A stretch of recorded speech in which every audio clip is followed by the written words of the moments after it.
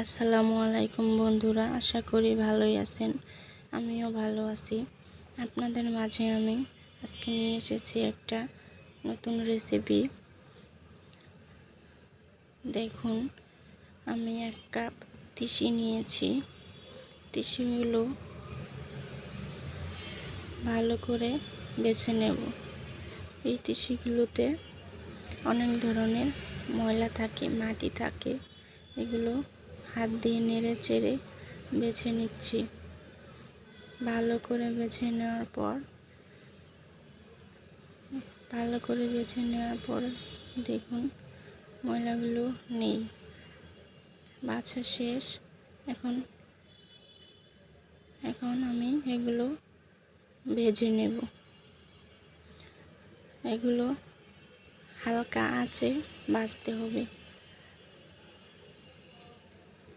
চুলার আঁচটা বাড়িয়ে ভাজতে গেলে এগুলো ফুটে সব পড়ে যাবে, তাই হালকা আঁচে ভেজে নেব। এখন এগুলোতে মরিচ, রসুন, পেঁয়াজ দেব।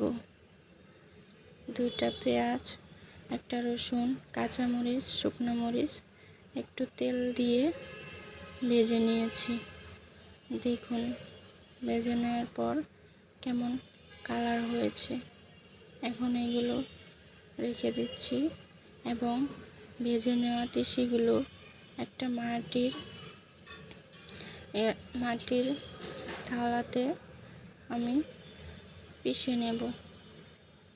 ভালো করে গুঁড়া করব। দেখুন এগুলো আস্তে আস্তে এরকম পিষতে থাকুন। পিষে নেওয়ার পর দেখুন প্রায় ভালোভাবে গুঁড়ো হয়ে গেছে। দেখুন গুঁড়োটা আপনারা চাইলে শিলপাটায় বা ব্লেন্ডারেও করতে পারেন। আমি এটাতেই করছি। দেখুন এখন এই ভেজে নেওয়া পেঁয়াজ, রসুন এবং মরিচগুলো দিয়ে দিচ্ছি। এগুলো এখন পরিমাণ মতো লবণ দিয়ে ভালো করে পিষে নেব। দেখুন মরিচগুলো আলাদা রাখছি, কারণ লবণ দিয়ে মরিচগুলো পিষবো, তাহলে ভালো করে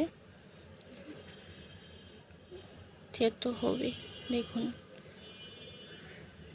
আস্তে আস্তে এগুলো থেতো করে নিচ্ছি। এখন থেতো করে নেওয়ার পর ওই তিসি গুঁড়াগুলোর সঙ্গে মেশাবো। ভালো করে পেষা হয়ে গেলে এগুলো সব একসঙ্গে মিশিয়ে দেখুন একসঙ্গে মেশাচ্ছি। মেশানোর পর একটা অনেক মজার ভর্তা তৈরি হয়ে গেল। এই ভর্তাটা এখন ভালো করে মেশাতে হবে। ভালো করে না মিশলে ভালো লাগবে না। দেখুন একটা বাটিতে নামিয়ে নিয়েছি। ভালো লাগলে লাইক, কমেন্ট, শেয়ার এবং সাবস্ক্রাইব করে পাশে থাকবেন। এই ভর্তাটা একদিন খেলে আর একদিন খেতে চাইবেন। ধন্যবাদ।